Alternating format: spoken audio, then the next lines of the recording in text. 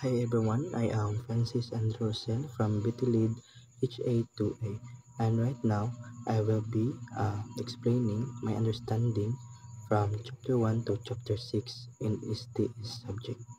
Now let us start in chapter 1, which is the science and technology have been essential part of human civilization since ancient times. Early societies like Mesopotamia, Egypt, China, and Greece developed tools, systems, and knowledge that laid the groundwork for modern science and engineering. These advancements were often driven by survival needs, such as agriculture, transportation, and communication. Historical developments show that science and technology evolved alongside cultural, political, and economic shifts, making them deeply intertwined with human progress. In chapter 2, which is the intellectual revolution, the intellectual revolution refers to a period when thinkers began to challenge traditional beliefs and emphasize reason, observation, and scientific methods. Figures like Copernicus, Galileo, Descartes, and Newton led groundbreaking changes in how people viewed the universe and knowledge itself. This shift laid the foundation for the scientific revolution and moved humanity from a worldview dominated by religious authority to one guided by empirical evidence. It transformed not only science but also politics, philosophy, and education by promoting critical thinking and inquiry. Moving on in the chapter 3, which is the science, technology, and nation building. So, science and technology are crucial tools in building a strong and independent nation. They support economic development through innovations in industry, agriculture, medicine, and infrastructure. Countries that invest in research and development can improve public welfare, reduce poverty, and become more globally competitive.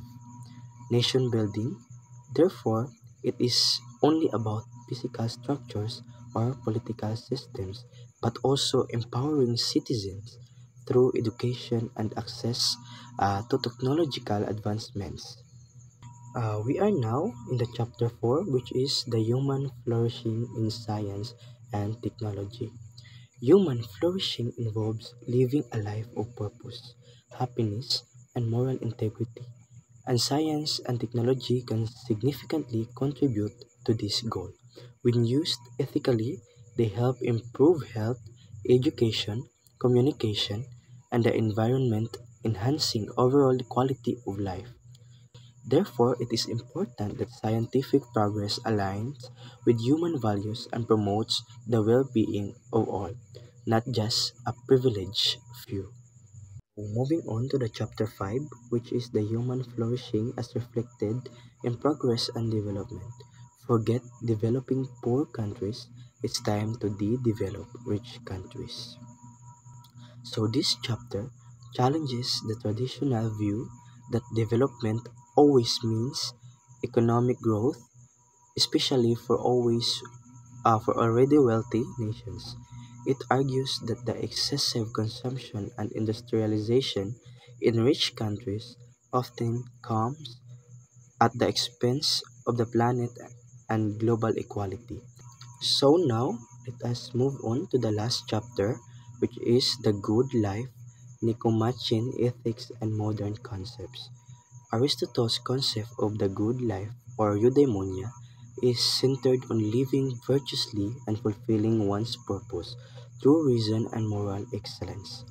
Modern societies often associate the good life with wealth, technology, and convenience, but these are not enough to guarantee genuine happiness.